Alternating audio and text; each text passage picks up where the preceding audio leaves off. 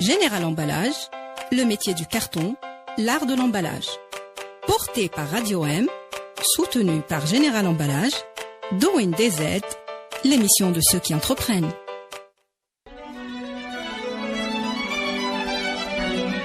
Pour bien s'entendre, il faut bien s'écouter. Rendez-vous sur M, la petite radio du Grand Maghreb. Amis auditeurs de Radio M, bonjour, aficionados de, j'allais dire Malana Saktin, à chaque fois de Salali, aficionados de Doing DZ. Marhaba bikoum, bienvenue dans votre émission, l'émission spécialisée, l'émission consacrée à l'entrepreneuriat made in DZ, l'émission dans laquelle nous parlons, nous décortiquons à chaque fois un projet, un personnage, une personnalité, un entrepreneur, histoire de briser la glace qui existe entre une personne normale et une personne qui entreprend. Bonjour Midou de Nboujou.com, aujourd'hui avec nous Midou, Mohamed Babali El Medaoumi, Midou les réseaux sociaux, le connu sous la dénomination de Midou de Nboujou.com. Bonjour et merci d'avoir accepté l'invitation. Bonjour et merci beaucoup de m'avoir invité déjà. Avec plaisir, je voulais t'inviter il y a déjà un moment, mais voilà, Covid, pandémie oblige, on a dû reporter ça. Première question déjà, je me suis permis cette transition. Quelle est la différence entre une personne, est-ce que être entrepreneur, c'est quelque chose qui est inné en nous ou là c'est quelque chose qui se développe, qui peut se développer avec le temps?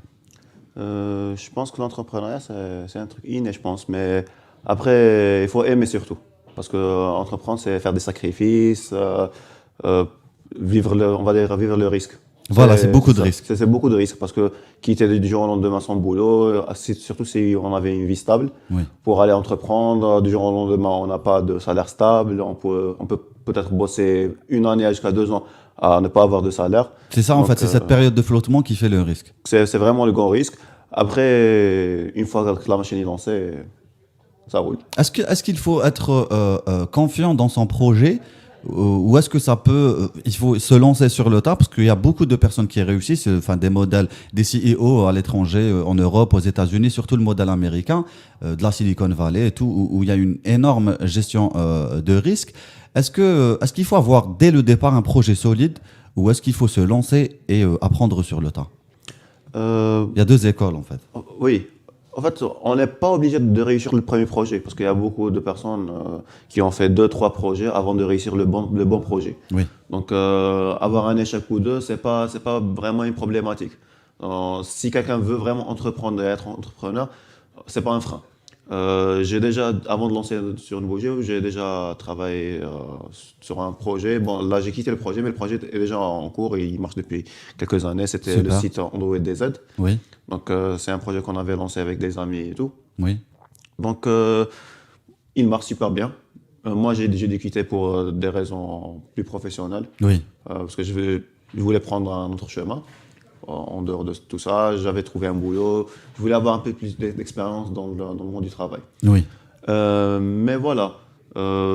Fameuse la gestion de l'échec. Comme je dis à chaque fois, il y a Idriss Aberkan qui en parle très bien. Et aux États-Unis, bien sûr, toujours le modèle américain. Hein, l'échec est un diplôme. Est-ce que l'échec est un diplôme pour toi? Oui, parce que chaque échec, on apprend quelque chose. Comme on dit chez les Algériens, c'est vrai. Donc, sur chaque échec, ça nous permet de ne pas refaire les mêmes erreurs prochainement. Même si dans notre société, la culture de l'échec n'est pas vraiment ancrée. Parce que, si, on peut prendre comme exemple les parents Tana. Oui. Ils veulent pas du tout. Ils veulent d'un parcours bien tracé, sûr. Donc, est-ce que l'haqtana de la culture ou la mazal? Ou est-ce qu'il faudra encore attendre un petit peu?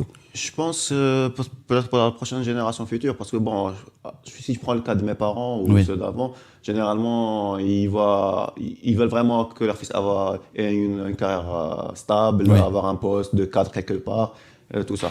Moi, personnellement, je pense que je me suis démarqué un petit peu. C'était en période de l'université. Oui. J'avais fait des études en géologie. Ah, super ça. Et je me suis retrouvé que j'ai trouvé que c'était pas vraiment mon domaine. D'accord. Déjà d'abandonner des études et d'aller faire autre chose, à continuer les études, à avoir un diplôme pour avoir un boulot stable. En parlant d'entrepreneuriat, la chaîne là est très défraîchie, mais il faut l'arrêter. Oui, donc la culture de l'échec, les parents tech peuvent être fiers de toi. Midou de Mbouge.com, Mbouge qui commence à de plus en plus s'installer dans le décor du tourisme local algérien. Justement, Mbouge.com, comment ça a démarré? Au départ, vous étiez trois amis, trois copains. À ce que j'ai entendu, vous vous êtes retrouvés à Janet et ça vous a donné des idées. En gros, mais bon, on n'était pas vraiment trois copains. D'accord. En fait, le truc c'est passé tellement vite. Je travaillais déjà dans une agence et un jour, il y avait, maintenant c'est mon collègue, mon associé Khalil Moula, Oui. qui m'envoie un message. Je connaissais à travers des sorties qu'on faisait de temps en temps. D'accord. C'est pas vraiment un grand ami. D'accord. Donc, il me demande que voilà, on voudrait faire Janet, est-ce que ça s'intéresse d'organiser un truc entre amis? On fait Oui, ça entre amis. oui. Je lui dis ok, pourquoi pas. Il me dit que voilà, j'ai un autre pote avec qui j'ai déjà travaillé, on va essayer de concocter un petit programme et aller faire un circuit qui nous tenait vraiment à cœur, c'était le circuit de Sefar. D'accord, oui. Donc, La fameuse cité antique. Oui. Exactement, c'était la fameuse cité. Oui. Surtout qu'à l'époque, en 2019, il n'y avait aucune agence qui proposait ce circuit-là. Oui. Donc, on s'est vraiment on va casser la tête pour trouver le bon guide, tout faire seul pour organiser ça. Mais c'était vraiment un voyage personnel. Donc, chacun a ramené son pote pour organiser son voyage. Oui. Donc, une fois là-bas à Janet, bon, je rencontre la troisième personne qui était l'ami de l'ami. Oui. Donc, on se met à discuter un petit peu de nos projets, de ce qu'on pensait du tourisme, vu qu'eux, ils étaient un petit peu dans le tourisme. Chacun, il avait un club. L'un, il avait un club nautique, l'autre, il avait un club de tout ce qui est escalade, activité d'aventure. Oui. Donc, on parlait un petit peu de tourisme. Et moi, à l'époque, j'avais déjà un projet que je voulais réaliser dans 2-3 ans. Oui. C'était de créer une plateforme de réservation en ligne. D'accord. Parce que je trouvais beaucoup de gens qui voulaient sortir, mais il y avait un manque d'informations. Donc, Oui. on ne savait pas où aller, ce qu'il y avait comme activité. Donc, je voulais trouver une solution, créer une plateforme. Donc, on a discuté de chacun son projet à droite à gauche. On s'est dit pourquoi pas. On est trois intéressés dans le domaine du tourisme. Quel site au gars la cité dans laquelle vous êtes, alors qu'elle est magique. On a discuté de ça pratiquement pendant une soirée. Oui. Et on a oublié carrément le sujet. D'accord. Ok. C'est en revenant à Alger. Vous avez semé la germe en fait. Oui, on est revenu, on a passé 2-3 semaines, on s'est revu plusieurs fois et tout. On s'est dit pourquoi pas. D'accord. On a les compétences on connaît un petit peu le domaine. Pourquoi pas essayer de créer quelque chose qui va se démarquer de ce qui se fait déjà. D'accord. On va faire une histoire de flashback inversé. Aujourd'hui, qu'est-ce que c'est Mbouge.com? Parce que c'est bien plus qu'une plateforme de tourisme dédiée au tourisme local. Exactement. Les ambitions grandissent de jour en jour. Pardon. Oui. En fait, on se définit, nous, en tant qu'une petite entreprise spécialisée dans le développement du tourisme local. Voilà. Pourquoi? En fait, on essaie de toucher 3 volets dans le tourisme. Le premier, c'est tout ce qui est organisation d'événements et tout. Et essayer de créer de nouveaux circuits, de nouveaux programmes, de nouveaux événements. Parce qu'on avait déjà l'habitude de faire des circuits basiques, standards, qu'on retrouve tous les jours, Tarit, Témimon, c'est toujours les mêmes circuits. Mhm. Nous, on est arrivé avec une optique de trouver de nouveaux circuits, de créer de nouveaux concepts. Plus d'offres, une offre plus éclectique, plus ouverte. Plus ouverte, plus segmentée. D'accord. Parce que faut se le dire qu'en Algérie, il n'y a pas de segment dans le domaine du tourisme. Oui, C'est un seul programme qui est proposé à tout âge, à toute personne. c'est vrai. Donc, on essaie de segmenter un petit peu le marché en proposant des activités d'aventure, des activités culturelles, des activités pour les plus âgés, les moins âgés, les plus jeunes. Oui. Donc, vraiment, on a essayé de faire ça. Donc, ça, c'est le premier volet. Le deuxième volet, c'était la plateforme. En elle-même. En elle-même. L'aspect Donc, technique. L'aspect technique, voilà. Donc, c'est une plateforme qui est dédiée aux activités culturelles, touristiques en Algérie, Mhm. faite pour les Algériens, pour les gens de l'international. Mhm. Et ça, c'est une plateforme qui est déjà prête, mais qui n'est pas en ligne. Donc, on attend vraiment avoir une visibilité sur la pandémie pour pouvoir faire un lancement et avoir plus d'impact. Justement, avant d'arriver à la pandémie, quel est le moment? En fait, je cherche de comprendre en fait le moment où on switch en fait à partir de l'idée jusqu'au projet. Quelle a été la première étape qui vous a permis de vous dire ok, maintenant on y est quoi? On a passé quoi? 1 mois, 2 mois, même pas mois. un mois, 3 semaines. Oui. Je pense à discuter. En fait, c'était des discussions d'amis dans un café. Brainstorm, yeah. Je dirais Même même pas un brainstorm, mais c'était, Ok. comment dire, en général, c'est Gisala. D'accord. On fait ça, on fait ça, on Ah, fait ça. وتشرقي. Voilà, on fait ça, pourquoi pas, on fait ça, on fait ça. À un moment donné, c'était les amis qui étaient venus avec nous. Ils ont dit, bon, ça fait des semaines que vous parlez pour rien. Il est temps de faire quelque De chose. se lancer, oui. De se lancer, parfois pas d'aller voir grand, mais avec des Ouais. petits trucs. D'ailleurs, quand on avait commencé, notre premier événement, c'était une sortie de randonnée à Tigijda. Classique, quoi. Classique, très basique, un truc que tout le monde connaissait. Il y a même des particuliers qui font ça, Voilà. tranquille, quoi. Très petite entreprise. Exactement. Voilà. Donc, déjà, c'est un truc qui fait pas peur aux gens. Oui. Faire Enfin, quand une- je dis entreprise, dans le terme entreprendre, quoi. Mais je suis Voilà. entreprise, compagnie. Exactement. Voilà. Donc, on a vu petit, on a commencé avec un petit truc, et on a à chaque fois agrandi un petit peu le circuit, agrandi l'équipe, aller sur d'autres horizons. Donc ça, c'était bon, j'ai parlé côté organisation, côté site web. Et pourquoi on se dit vraiment, on travaille sur le développement du tourisme local? En fait, c'est le troisième volet, c'est qu'on est en train d'aider des partenaires, tout acteur touristique qui veut se lancer dans le tourisme. Donc, s'il y a une maison d'hôtes, s'il y a un guide qui veut se lancer, qui voit il a des lacunes, il n'arrive pas à vendre, il a un problème de marketing, il a un problème de communication, ce genre de problème-là, nous, on intervient. Vous faites quoi? De la sous-traitance? Ou la... Pas Comment? que. En fait, il y a des trucs qu'on peut gérer nous-mêmes. D'accord. Moi, je suis à la base digital manager. Donc, tout ce qui est communication, marketing et tout, donc je suis là pour Tu aider. maîtrises, oui. Donc, tout ce qui est côté technique, Vous avez un informaticien? voilà, justement pour le développement et tout. Tout ce qui est côté technique dans le sens sur terrain. Donc, comment encadrer des gens, comment gérer les groupes et tout. On a notre équipe qui est là. Après, il y a des trucs on va dire, plus développés, Abouti? pas qu'abouti, mais ça demande vraiment de l'expérience, beaucoup d'expérience. Là, on fait intervenir des professeurs des écoles de tourisme. Ah, là, tu parles à titre d'exemple d'histoire, peut-être? Pas que Là, l'histoire, parfois il y a d'accord. des trucs d'hôtellerie qui nous dépassent un petit peu. D'accord. C'est pas vraiment notre cœur de métier, donc on les met en contact avec des professeurs dans l'hôtellerie. D'accord. Donc eux, ils interviennent en deuxième position pour vraiment donner de leur avis, donner de l'expérience, de parfois faire des formations carrément à ces gens-là. Oui. Donc c'est pour ça qu'on dit qu'on travaille sur le développement du tourisme local, parce que à travers notre page et notre Facebook aussi, on fait la promotion de l'Algérie. Oui, Notre exactement. histoire, la culture, le patrimoine. Donc on essaie de travailler le maximum pour promouvoir ça. Et justement, tu fais bien d'en parler parce que vous fédérez énormément d'acteurs du tourisme local ou là, de la société, des sociétés locales dans lesquelles vous déplacez.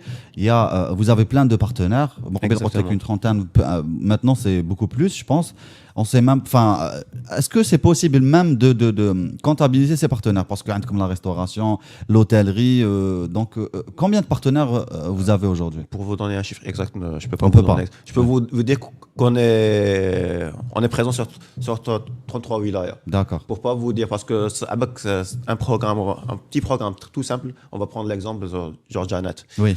Donc, bon, si on met de côté tout ce qui est billets d'avion et tout, c'est déjà, on travaille avec les compagnies aériennes. Oui. Il y a sur place, il y a les guides, Oui. il y a les musiciens qui nous accompagnent tous les soirs. Oui. Donc, il y a les cuisiniers, il y a ceux qui font l'achat, qui s'occupent de l'achat sur place. Donc, parce que c'est un séjour qui se fait en bivouac. Donc, il faut prévoir les provisions et tout. Il y a il y a les chauffeurs. Il y a ceux qui Et tout ce s'occupent beau du monde, il matériel. reste avec vous. Oui, pendant tout D'accord. le séjour. D'accord. Donc il y a déjà tout ça, plus des personnes qui interviennent, tout ce qui est autre, parce que c'est surtout dans des endroits là comme le Tassili et tout, il faut des autorisations et tout. Donc il y a une personne qui s'occupe des autorisations. Du côté administratif. Donc on va dire sur un petit voyage, minimum, il y a 40-50 personnes qui interviennent sur un circuit. Au-delà des personnes, on va dire indirectement, donc la personne chez qui on fait nos achats, Oui. c'est un des trucs. Oui. Donc, chaque programme contribue non seulement au développement du tourisme local, mais l'économie locale de la région. Oui. Parce que ça fait apporter de l'argent pour cette région-là. Nous, Oui. quand on fait un programme, c'est à peine 5-6% de tout le tarif qu'on prend. Le reste va soit dans le billet d'avion, et dans les autres partenaires, dans les achats, dans tout ça. Parfois, on travaille, je sais pas on travaille, mais on collabore avec des associations pour verser une partie de l'argent pour l'aide pour les gens du Sud. Ah, ou c'est super, ça. pour généralement la période à l'Octobre Rose, on verse une partie. L'année passée, on avait versé tous les bénéfices du mois d'octobre pour l'association dans le cancer Du sein, oui. sein. Ah, t'as comme ça. Donc voilà, donc on essaie d'un petit peu fidéliser les gens et inciter les gens à travailler. Et bien sûr, donner une bonne image de nboujim.com qui est écolo Oui. jusqu'à maintenant. Exactement. Donc, on est très à cheval sur l'écologie déjà. Sur nos programmes, on essaie de faire vraiment attention à ça. D'ailleurs, quand on prend un exemple, genre on fait une randonnée ou quelque chose comme ça, on est tous équipés de sachets, on ramasse Vous avec nettoyez. nous pour nettoyer sur notre chemin. Pas uniquement nos Oui, ordures. vos déchets à vous, oui. Même sur le chemin, donc on ramasse ça. Quand on parle d'écologie, d'écosystème, donc on fait travailler les gens sur place. Donc des régions là, il y a certaines personnes qui vivent uniquement du tourisme. Oui. Donc d'ailleurs, pendant la pandémie, elles étaient vraiment très touchées par la pandémie là. Oui. Là, on essaie, avec la reprise, d'essayer de faire le maximum de programmes avec eux pour essayer de rattraper ce retard-là qu'ils ont eu. D'accord. Et juste avant encore, une fois d'arriver à la pandémie, comment on arrive à fédérer ou à trouver une organisation, une synergie autour de tout ce monde, alors qu'on n'a pas de référentiel de départ? Yani, Touma, quand vous avez démarré, il n'y a pas une liste de guides, une liste d'hôtels, oui, peut-être, mais il n'y a pas une liste des acteurs avec lesquels vous allez travailler. Comment vous avez fait? En fait, c'est ce qu'on appelle un travail de prospection. Donc, on ne s'est pas lancé ça, genre, aujourd'hui, on va faire un circuit quelque part dans une région qu'on ne connaît pas. Directement, on va y aller. D'accord. En fait, non. Donc, déjà, on fait une prospection. Donc, on se déplace nous-mêmes déjà. Oui. En fait, on joue le rôle de client. D'accord. On part dans une région, on contacte, soi-disant, le prestataire là-bas. On est client, on va voir votre prestation. Oui. On arrive, on fait ça. Après, à la fin de la prestation, on fait le point. Voilà, nous, on préfère faire ça que ça. On veut ça au lieu de ça. Il faudrait supprimer ce truc-là du programme parce que c'est pas intéressant. Oui. Ça nous fait perdre du temps alors qu'on peut faire autre chose. Donc, on est là pour réaménager et structurer le programme et essayer d'aider le maximum le partenaire. Après, lui, on le considère pas en tant que juste prestataire, mais comme quoi Partenaire. C'est un partenaire, mais il a sa petite entreprise qui est liée à Nboujim. D'accord. Donc aujourd'hui, surtout si c'est quelqu'un qui n'est pas connu, qui débute, voilà, on va faire 1, 2, 3 programmes avec vous. Automatiquement, les gens vont voir les photos, vont avoir le retour des avis des clients. Oui. Demain, il y aura d'autres agences de voyage qui vont vous contacter. Bien Et sûr. c'est ce qui se fait à chaque fois. Alors, il y avait des partenaires avec qui on travaillait, ils ont commencé vraiment de zéro. On a fait 2, 3 programmes, 5. Après un moment, là, nous, on a presque du mal à avoir de la place avec lui, tellement il y a de la demande. Donc vous lui permettez de se prendre lui-même au sérieux, Exactement. au final. Et niveau finance, est-ce que ça a été un casse-tête en fait d'imaginer tout ce que ça allait coûter, de dégager une petite marge, vous prenez pas beaucoup. Est-ce que ça a été un casse-tête? Est-ce qu'il fallait au départ un apport initial important? Non, pas vraiment, parce que l'apport s'est fait par des fonds propres. Donc chacun de nous a travaillé déjà à côté. Oui. Donc on va dire quelqu'un qui a ramené 100 000 dinars, l'autre 120 000 dinars, 150 000 dinars. Quand on avait commencé vraiment, on avait à peine 50 000 dinars dans le compte. D'accord. كما نقولوا حنا 5 ملايين في الكونت تاعنا personnel, شغل كل واحد جابش معاه شويه. On s'est lancé, on a loué un bus. Après, avec la première sortie, on s'est fait un petit peu de bénéfice. Deuxième sortie, troisième sortie, ce qui nous a permis de faire une location pour avoir le registre commerce, pour payer les charges. Petit à petit, Une évolution exponentielle. Quoi. Encore là-bas, à ce moment-là, on n'avait aucune notion de tout ce qui était comptabilité, finance et tout. Donc, c'était vraiment fait au hasard. C'était qui m'a dit Oui. كل واحد يدير برك. De toute façon, on ne peut pas tout maîtriser avant le lancement. Exactement, c'est avec le temps qu'on commence à comprendre déjà comment ça marche, comment la comptabilité marche, les finances, les impôts, tout ça, c'est avec Les le temps. rouages du métier. Exactement, c'est avec le temps. Pandémie. La pandémie. Qu'est-ce qui s'est passé pour la pandémie? À la pandémie, c'était le coup dur pour nous. Ça a sonné le glas? Oui, à un moment, oui. Déjà, c'est arrivé en mars. Déjà, on avait déjà prévu des programmes pour les vacances. Oui. On avait déjà payé des prestataires. On avait payé les billets d'avion. D'ailleurs, jusqu'à maintenant, notre argent est toujours bloqué chez Air Algérie. D'accord. Donc, c'est déjà... Il faut savoir qu'on avait 4-5 programmes. Un billet qui coûte entre 15 000 dinars et 30 000 dinars sur un groupe de 20 personnes minimum. C'est Donc, un investissement. C'est un grand investissement qui est resté bloqué jusqu'à maintenant. Donc, après ça, il faut savoir qu'il y avait la fin de contrat de location, qu'on devait renouveler la location, qu'on a des charges à payer. Oui. On a quelqu'un qui travaille avec nous à payer son salaire. Donc, tout ça, c'est rentré en jeu. On a d'un coup, Oui. on n'était vraiment pas préparé. Qu'est-ce que vous vous êtes dit à ce moment-là? À Est-ce ce que vous avez eu peur pour l'entreprise? Oui, à un moment, on s'est dit que si ça continue, si ça tarde vraiment longtemps, on va mettre la clé sous la porte. Oui. C'était évident pour une entreprise. Quand la pandémie est arrivée, c'était notre première année. Donc, c'était vraiment. On n'était pas vraiment au top question financièrement. Jusqu'à maintenant, on ne l'est pas. Oui. Une année de travail, c'est rien du tout.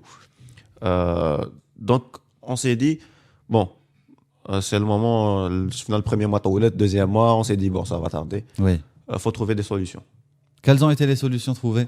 La première solution, c'était d'essayer de montrer qu'on est toujours là Oui. pour nos clients, nos followers et tout. Ça a marché. Oui, donc on a proposé des concepts sur le web pour garder les gens connectés avec nous. D'accord. Donc on avait lancé des petites interviews avec des gens, des influenceurs, des prestataires, des voyageurs, que ce soit ici en Algérie ou à l'international. On avait invité des gens de l'Arabie Saoudite, de l'Allemagne, des États-Unis. J'ai de suivi France. quelques fois, franchement, c'était une Voilà. très bonne idée. Donc chacun a apporté son expérience de voyage, son expérience dans l'entrepreneuriat du tourisme, ici ou ailleurs. Donc on pouvait comparer un petit peu. Donc en même temps, ça faisait voyager un petit peu les gens. Oui, c'est vrai. Ensuite, on s'est mis sur les vidéos, donc proposer des histoires, des petites histoires de 1 minute 2 autour du patrimoine, de l'histoire algérienne, pour faire connaître aux gens et les faire voyager encore une fois. Oui. Et sur des publications, bien sûr, des photos, parfois proposer des jeux concours, garder un petit peu le contact avec les gens. Et c'est devenu de plus en plus actif dans notre groupe Facebook. Pas vraiment la page, mais le groupe Facebook. On a créé une communauté. Oui. On est à presque 30 000 personnes. Allah يبارك. Limite, c'est notre petite famille. Oui. Donc, je ne les considère pas comme clients, mais comme des participants. Oui. C'est une communauté. La communauté Nbogéo. Et notre voisin nous fait aussi voyager dans une entreprise de travaux publics. Est-ce que Nbogéo aujourd'hui va mieux? Est-ce que vous avez plus d'espoir pour demain? Oui. En fait, on a toujours gardé l'espoir. On s'est dit, même si le projet va se mettre à zéro, on va mettre sur pause et relancer dès que la pandémie va disparaître. Donc, on s'est retrouvé avec un problème financier. Tout D'accord. simplement. Après 1 mois, 2 mois, ce qu'il y avait sur la caisse A disparu. a disparu. Là, on ne pouvait plus subvenir aux besoins de la société. Oui. On va rester un peu optimiste. Ahkina l'offre de nbogéo.com. Quelles sont les destinations les plus phares? J'imagine que c'est le Sahara. Chaque saison, on a sa destination. L'hiver, c'est Sahara ou la Tilj. Mais plus Sahara. Les gens demandent Jana, Tamra, Sater, Timimoun, Rdaya, Mnia, Louad, ces régions-là. Oui. C'est compréhensible parce qu'on ne peut pas en profiter pendant Bien l'été. sûr. Bien sûr. L'hiver, oui. L'année passée, on n'a pas eu vraiment un hiver, donc il n'y avait pas vraiment de neige. Oui. Donc c'était bof, on va dire, Oui. pour la montagne. Mais on avait des randonnées. Donc les gens profitaient, surtout si on ne pouvait pas se permettre d'avoir un vacances, un congé. Donc on pouvait au moins s'échapper pendant un temps d'un week-end. Oui. Partir quelque part à Tissemsil, partir à Blida, partir à Tipaza, à Tennis, passer une journée ou deux et Oui. revenir. Donc c'était déjà une coupure pour les gens, surtout vu le contexte de l'année passée et tout. C'était pas évident pour tout le monde. Donc c'était ça pendant la période d'hiver. Pour la période de printemps, il y avait l'arrivée de l'été, donc c'était moins le sud. Oui. Et on commençait à vraiment profiter de la montagne. Donc il faisait bon, on pouvait sortir, les journées s'allongeaient, donc on pouvait partir la journée et revenir le soir. Oui. Et, Quels sont les sites montagneux les Traholéham Bzaf? bon, Tikjda, bien sûr. déjà, la région de Bouira, il y a pas mal de montagnes. Les gens Oui. connaissent Tikjda, mais il y a pas mal de trucs à visiter là-bas. Oui. Quand on dit Blida, généralement, les gens pensent à Cheléa. Oui. Alors que non, Cheléa, l'Atlas blidien, il est énorme. Il y a deux côtés de Bougara. Ça commence chez A, ça se termine à Mdia pratiquement. Oui. Oui. Ouais, c'est vraiment, il y a beaucoup de circuits. Si on commence à les comptabiliser, il y a une vingtaine, trentaine de circuits là-bas. Oui. Ils sont tous différents.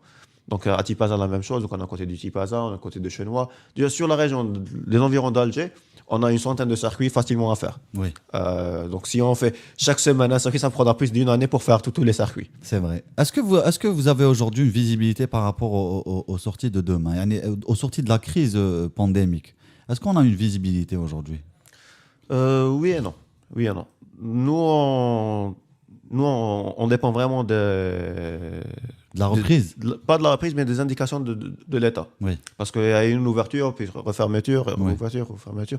Donc parfois, on se lance sur un programme, et du jour au lendemain, bon, on annule. donc La vous- RALEP, c'est une décision du gouvernement, on doit annuler. Bon, c'est compréhensible, je comprends. Toutes les décisions prises pendant la pandémie, l'arrêt d'ailleurs, le jour où ils ont annoncé qu'il y avait le premier cas en Algérie, on avait décidé d'arrêter les activités bien avant l'annonce du gouvernement. d'accord. Le fameux italien, là. Exactement. Donc, la fermeture, je pense, Les Algériens. c'était prévu, je pense, le 18 mars. On avait annoncé la fermeture pour nous, c'était le 15 mars. On a 3-4 jours avant l'annonce officielle, on avait décidé d'arrêter les activités. On avait fait un communiqué. Oui, C'était pas parce que on avait peur de la pandémie ou quelque chose comme ça. C'est surtout on avait peur parce qu'on avait des séjours au sud de transmettre la maladie c'était aux par responsabilité. responsabilités aux gens du sud. Parce qu'on sait que là-bas, il n'y a pas vraiment de structure C'est vrai. spécialisée dans la santé Hospitalière, oui. hospitalière. Donc, on avait surtout peur pour eux. On avait des circuits sur Janat, Tam et Ardaya. Oui, Bon, Ardaya, ça va, c'est plus ou moins entre les deux. Hmm. Donc, c'est la porte du sud. Oui. Mais pour des gens à Janat, à Ilizi, où l'hôpital le plus proche est à 300 km, oui. faire ramener une pandémie là-bas, c'était pas évident pour la région et c'était pas très responsable de notre part. Et responsable, vous l'êtes, et j'espère que vous allez rester dans notre décor à tous, parce qu'une bougie, moi, franchement, j'aime beaucoup. Même l'image تاعكم خدمتوها مليح. Il y a justement une responsabilité qui se dégage de votre image à vous. Vous avez l'ambition d'être présent aussi dans le Maghreb et pourquoi pas à terme, Inch'Allah, en Afrique. Est-ce Inch'Allah. que c'est toujours d'actualité au Oui, vu de toujours. la pandémie? Toujours, toujours. En fait, nos objectifs sont toujours les mêmes. D'accord. Peu importe les facteurs extérieurs. Oui, Financiers ou autres, un jour, du jour au lendemain, ça peut remarcher, se relancer. Il y a la disparition de la pandémie ou carrément vivre avec. Donc, nos objectifs sont toujours présents. D'ailleurs, là, on est en train d'être en contact avec des partenaires à l'extérieur du pays. Donc, on est avec un partenaire. Il y a 2-3 jours, on avait une réunion avec des Tunisiens oui. pour faire ramener des Tunisiens en Algérie, pour exporter un petit peu Le produit Algérie. le produit Algérie, et même le concept, parce que ne pas travailler directement avec des hôtels et tout, mais travailler avec des auberges, des résidences, des petits acteurs touristiques, Oui. c'est vraiment la vision de Bouger. Oui. C'est un tourisme solidaire et durable. Oui, Donc, allez, parce que c'est connu, la Tunisie, c'est un tourisme de masse. oui. Et là, ils sont dans une politique de faire un tourisme de premium, d'aller dans le tourisme durable, écologique. Donc, on s'est dit, pourquoi pas proposer notre expérience, déjà vu qu'on a 2 ans d'expérience dans le domaine. Oui. C'est un terrain vierge. Peut-être exporter, avoir un partenaire là-bas, l'aider pour avoir. Eux, ils ont une base en Algérie, nous, on a une base en Tunisie. Oui. On a un partenaire en France qui est Maghreb Expérience. Et là-bas, on va essayer, Inch'Allah, de faire des programmes ensemble. Eux, ils sont arrivés avec une nouvelle vision du tourisme aussi, c'est des expériences. Oui. De faire, on va dire, un petit circuit avec un artiste, avec un influenceur, c'est des expériences à vivre. Oui. Donc, c'est un truc qu'on va développer avec ici en Algérie. Oui. C'est leur idée à eux. Nous, on est leur partenaire ici. Et c'est notre partenaire en France. Donc, eux, ils vont nous ramener des gens. Nous, on va leur ramener des gens. C'est vice-versa. Win-win, quoi.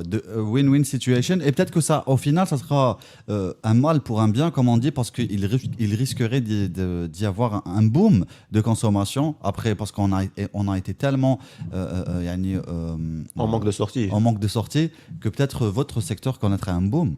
Oui, oui. Déjà, dès ils ont annoncé la petite ouverture des aéroports Dans et les tout, commandes. on a eu, on va dire, une quinzaine, une trentaine par jour Oui. de gens.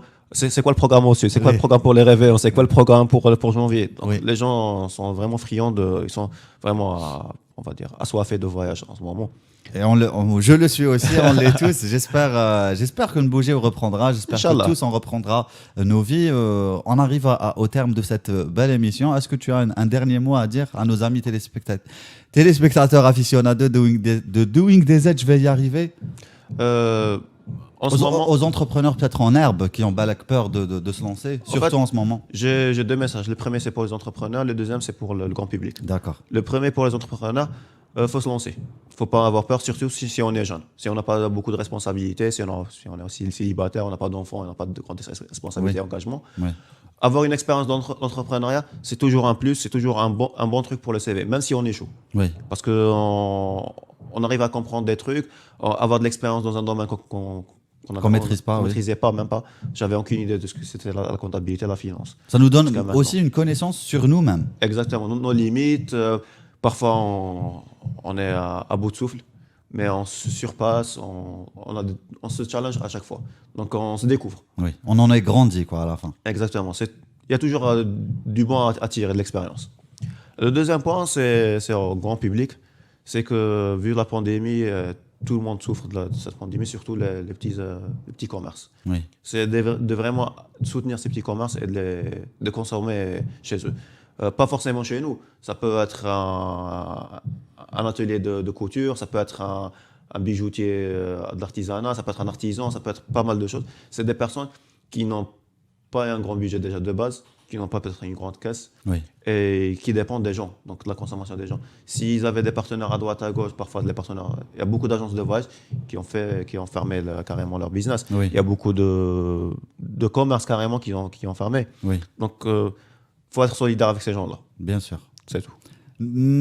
midou.nboujou.com يعطيك الصحة. Merci beaucoup. Inch'Allah, نشوفوا nboujou.com avec d'autres succès, de nouveaux succès, toujours de nouveaux programmes où Inch'Allah l'Algérie deviendra une destination incontournable pour le Maghreb, pour l'Afrique et peut-être même pour le monde un jour, Inch'Allah. On a le potentiel pour. Oui. On a le potentiel, manque d'infrastructure et de niveau de service, c'est tout. Oui. C'est un truc qui se travaille sur le long terme, mais globalement, on a le potentiel pour. Parce que c'est un pays où on peut profiter des vacances pendant toute l'année. Oui. On a le sud, on a la neige, on a de la mer. On peut profiter vraiment, passer des vacances. C'est une question de service, question d'infrastructure et de mentalité. Surtout. Merci beaucoup, Midou, de nboujou.com. En prie. Voilà, c'était l'entrepreneur de la journée. On va continuer cette série d'épisodes de fin d'année de Doing des aides avec d'autres personnages entrepreneuriaux. Inch'Allah, d'ici là, restez branchés, restez curieux. Connecté surtout. Connectés, bien sûr, et entreprenez. Même s'il s'agit d'une petite idée, vous devez et vous pouvez l'entreprendre comme une petite plante qui grandit petit à petit. Juste à prendre l'exemple de toute entreprise, si on prend l'exemple de Google, Oui. Ça a commencé dans un garage. Dans un garage, exactement. Voilà, c'est un leader mondial. Voilà, on se quitte sur ces belles paroles. Après, à la khair. Général Emballage, le métier du carton, l'art de l'emballage. Porté par Radio M, soutenu par Général Emballage, Doing des aides, l'émission de ceux qui entreprennent.